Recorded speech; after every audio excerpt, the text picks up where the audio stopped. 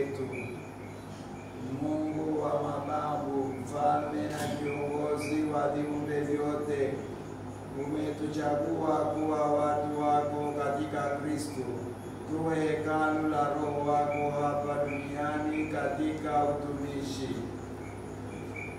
Watazame kwa upendo hawa watumishi wako wanaotaka kutolea vipaji vyao kwa ari ya kuwasaidia watu wako katika majukumu ya uongozi katika jamii ya mabradha wa Yesu mkombozi, wakitumikia katika roho na kweli, upendo na unyofu.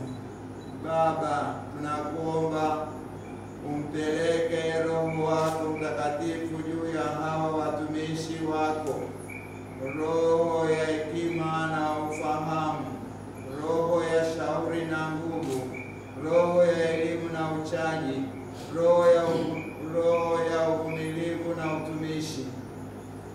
Takasa mioyo yao kwa huruma na upendo wako, na uwabariki na kuwatakasa na kuwaweka wakfu katika huduma ya uongozi.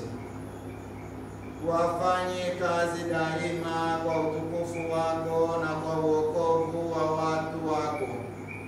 Bwana Yesu Kristo, kwa mateso na kifo chako juu ya msalaba, umewapa roho ya unyenyekevu katika kuongoza. Uwape roho ya unyenyekevu katika kuongoza na kutumikia wenzao. Tunakuomba Maria, mama wa Mungu, Malkia wa mitume, awe daima kama alivyotembea na mwanae Yesu hadi Kalvari. Tunaomba Mtakatifu Yosefu, watakatifu mashahidi wa Uganda, Mtakatifu Teresa wa mtoto Yesu, na watakatifu Petro na Paulo mitume tunaoadhimisha leo, wawe waombezi na wasimamizi wao.